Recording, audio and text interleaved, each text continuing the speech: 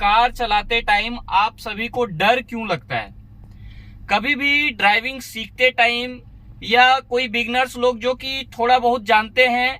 उनको कार चलाते टाइम बहुत ज्यादा डर लगते रहता है कि कहीं भी अकेले चलाते टाइम अगर कोई घर वाले चाबी दे दे या कोई दोस्त यार कह दे कि लो भाई गाड़ी चलाओ, तो ठीक तरीके से कॉन्फिडेंटली अपनी कार को नहीं चला पाते हैं। तो क्या रीजन है जो कि कॉन्फिडेंटली बार खुद से आप गाड़ी को निकाले घर से और कार चलाने के लिए लेकर के गए, कहीं भी बाय मिस्टेक आपसे कहीं गाड़ी लग गई, भिड़ गई, ठुक गई, तो वैसे में क्या होगा कि दोबारा जब भी आप कार चलाने के लिए निकलेंगे तो आपके माइंड में वही आपका दुर्घटना याद आते रहेगा जो पिछले बार आपने सीखते टाइम कहीं लगा दिया था, भिड़ा दिया था, गाड़ी को ठोक दिया था, जो कि आप ना चाहते हुए भी वो गलती को आप भूलना चाहेंगे, लेकिन फिर भी बार बार वो आपके माइंड में रिपीट होते रहेगा। हेलो दोस्तों, कैसे हैं आप लोग। आज मैं आपके लिए एक नई वीडियो, एक बेहतरीन वीडियो लेकर के आया हूं, जिसमें कि मैं आपको बताने वाला हूं कि कार चलाते टाइम आप सभी को डर क्यों लगता है। कभी भी ड्राइविंग सीखते टाइम या कोई बिगनर्स लोग जो कि थोड़ा बहुत जानते हैं,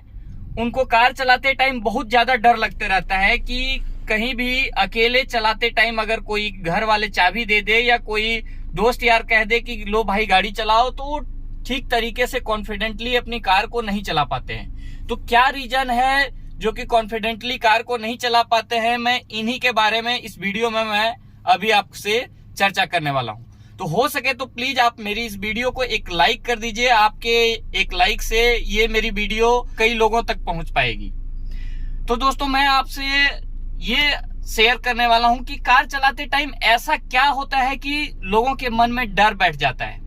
तो सबसे इंपॉर्टेंट चीज तो यह है कि जब कभी भी आप कार चलाना सीखते हैं तो हमेशा आपको ध्यान रखना है कि किसी एक्सपर्ट ट्रेनर से ही आपको कार सीखना है। अगर आप किसी भी ड्राइवर से कार चलाना सीख जाएंगे जो प्रोफेशनल नहीं होगा, तो वो आपको सही तरीके का टेक्निक और ट्रिक्स आपको नहीं बताएगा। जब टेक्निक ट्रिक नहीं बताएगा तो आप किसी भी चीज को 100% नहीं सीख पाएंगे, 90%, 80% ही सीखेंगे, जो कि आपको सही टाइम पे वो कहीं ना कहीं थोड़ा बहुत आपसे गलती होगी और आपके मन में ऐसा लगता रहेगा कि मैं कार चलाना ठीक तरीके से नहीं सीखा हूं। तो आपको हमेशा ध्यान रखना है कि कभी भी किसी भी ट्रेनिंग स्कूल से सीखना है और अच्छे ट्रेनिंग स्कूल से सीखना है, अच्छे ट्रेनर से सीखना है जिसकी रिव्यू रेटिंग गूगल पे अच्छी हो, जो अच्छा सिखाता हो, जिसके बारे में कि आपके शहर में आपके दोस्त यार अच्छा रिव्यू दिया हो, उन्हीं से आपको कार चलाना सीखना है।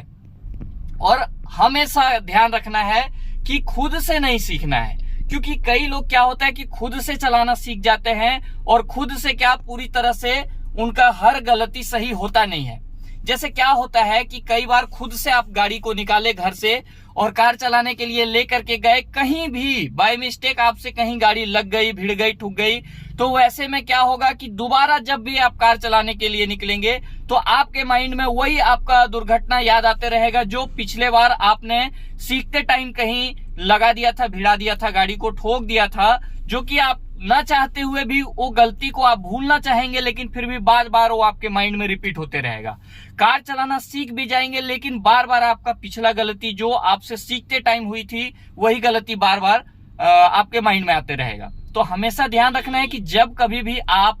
सीखते हैं तो खाली रोड में लेकर के जाएं, एक ट्रेनर को बिठाएं और अच्छी तरह से किसी चीज को सीखें, उसके बाद ही आपको कहीं भी भीड़ भाड़ या हाईवे रोड में अपनी कार को लेकर के जाना है। इससे क्या होगा कि शुरुआत में अगर सीखते टाइम कहीं भी आपकी गाड़ी नहीं लगती है, नहीं भिड़ती है, नहीं एक्सीडेंट होती है, तो आप धीरे धीरे क्या अच्छी तरह से प्रैक्टिस में ला पाएंगे अपनी ड्राइविंग को। और जब प्रैक्टिस में आ जाएंगे उसके बाद 6-8 महीना बाद, 1 साल के बाद आपकी कार अगर कहीं लग भिड़ भी जाती है, कहीं एक्सीडेंट भी हो जाता है, तो आपके माइंड में ऐसा लगेगा अरे मैं 6 महीना 8 महीने से तो अच्छी तरह से चला रहा था, हो सकता है सामने वाले की गलती होगी या हो गई होगी किसी कारण बस, लेकिन आपके मन में डर नहीं बैठेगा। लेकिन शुरुआत में एक्सीडेंट हो जाएगा तो फिर आप कभी भी जीवन में कार चलाना नहीं सीख पाएंगे। बहुत ज्यादा प्रैक्टिस करेंगे तभी आप उस पिछला गलती को भूल पाएंगे। तो ये आपको हमेशा ध्यान रखना है। सबसे ज्यादा गड़बड़ तो तब हो जाती है जबकि आप एक सही एज में आप अपनी कार को चलाना नहीं सीखते हैं। कई बार क्या होता है कि लोग रिटायरमेंट के बाद 50 साल, 55 साल, 60 साल में अपनी कार को खरीदते हैं और कार चलाना सीखना चाहते हैं, वो अपनी इच्छा जाहिर करते हैं कि मैं कार चलाना सीखना चाहता हूं। उस स्थिति में क्या होता है कि उनकी बॉडी स्लो हो जाती है। जिनकी एज ज्यादा होती है उनकी बॉडी स्लो हो जाती है। वो चाह करके भी जिस कॉन्फिडेंस के साथ कम एज वाले कार ड्राइविंग करते हैं, उस कॉन्फिडेंस के साथ ज्यादा एजेड लोग ड्राइविंग नहीं कर सकते। तो आपको हमेशा ध्यान रखना है, एक सही एज